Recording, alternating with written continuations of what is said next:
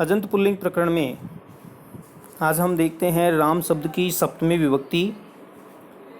और सप्तमी विभक्ति का जो एक वचन है वो सूत्र क्रम संख्या 150 के बिल्कुल ऊपर दिया हुआ है। इसमें कोई नया सूत्र नहीं लगेगा, जो पूर्व सूत्र हमने पढ़े हैं प्रथमा विभक्ति से लेकर षष्ठी विभक्ति तक, वही सूत्रों का इसमें प्रयोग होगा। और इसकी जो रूप सिद्धि है वो बनेगी, राम शब्द को अर्थवद धातु रे प्रत्यय है प्रातिपदिकम से प्रातिपदिक संज्ञा हुई, स्वौज समौट सूत्र से सप्तमी बहुवचन में गी प्रत्यय हुआ और गी प्रत्यय होने के उपरांत राम प्लस गी यह स्थिति बनी।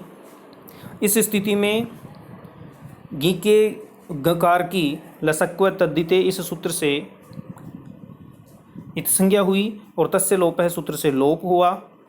राम प्लस ई यह स्थिति बनी और इस स्थिति में आद गुण है सूत्र से ए प्लस ई के स्थान पर ए गुणादेश होकर रामे यह रूप बना सप्तमी का एक वचन। सप्तमी का द्विवचन रामयो हो वह षष्ठी के द्विवचन की भांति बनेगा।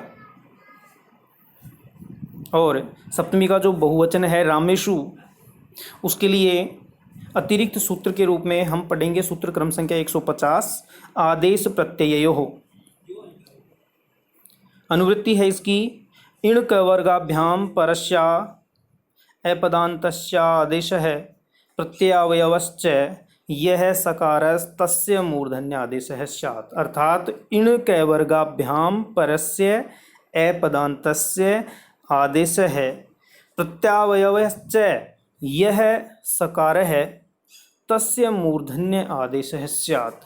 यह इसका अनुवृत्ति हुई और इस अनुवृत्ति का अर्थ है कि इण एवं कै वर्ग से परे, इण कै वर्गाभ्याम परस्य, अर्थात इन और कै वर्ग से परे रहते अपदांत आदेश अवयव से और प्रत्यय अवयव से को, जैसा कि इसकी अनुवृत्ति में लिखा हुआ है कि अपदान्तस्य आदेश है प्रत्यावयवश्च, यानी आदेश का अवयव और प्रत्यय का अवयव जो सकार है तस्य मूर्धन्य आदेश है स्यात्, उस सकार के स्थान पर मूर्धन्य आदेश होता है। तो इन एवं कै वर्ग से परे रहते अपदांत आदेश के अवयव से और प्रत्यय के अवयव से को मूर्धन्य आदेश होता है। और रूप सिद्धि है रामेशु। राम शब्द को अर्थवद धातु रे प्रत्यय है प्रातिपदिकम सूत्र से प्रातिपदिक संज्ञा हुई, स्वौज समौट छष्टाभ्याम भेष, इस सूत्र से सप्तमी के बहुवचन में सुप प्रत्यय हुआ। सप्तमी के बहुवचन में सुप प्रत्यय करने के पश्चात राम प्लस सुप यह स्थिति बनी और अनुबंध लोप करने के पश्चात, अर्थात पै का हलंत्यम से संज्ञा करके लोप करने के पश्चात राम प्लस सु यह स्थिति बनी। अब इस स्थिति में बहुवचने झल्लेत, चूँकि जो सुप प्रत्यय है वो झलादि है, उसमें स है वो झलवर्ण है और बहुवचन भी है सप्तमी विभक्ति का। और जो बहुवचने झल्लेत सूत्र का जो अर्थ है वो यही है कि झलादि बहुवचन सुप प्रत्यय के परे रहने पर अदंत अंग को एकार होता है। तो वही काम यहाँ इस सूत्र से बहुवचने झल्लेत से राम प्लस सु, इस स्थिति में राम के अकार के स्थान पर एकार हुआ और रामे प्लस सु यह स्थिति बनी। अब इस स्थिति में आदेश प्रत्यय हो, इस सूत्र से से के स्थान पर यानी दंत्य से को मूर्धन्य से हुआ, क्योंकि आदेश प्रत्यय यह जो सूत्र है वो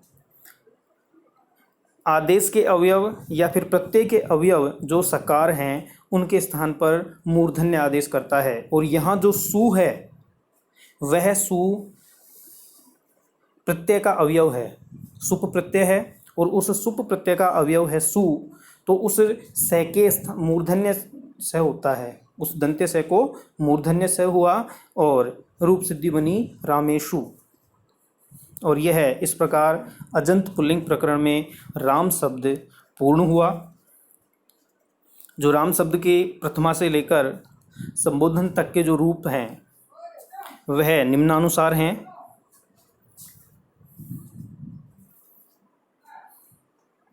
तो हम इनको भी एक बार देख लेते हैं कि राम है रामौ रामः प्रथमा विभक्ति, रामम रामौ रामान द्वितीया विभक्ति, रामेण रामाभ्याम रामैः तृतीया, रामाय रामाभ्याम रामेभ्यः चतुर्थी, रामात् रामाभ्याम रामेभ्यः पंचमी, रामस्य रामयोः रामाणां षष्ठी, रामे रामयोः रामेषु सप्तमी, हे राम हे रामौ हे रामः संबोधनम्। धन्यवाद।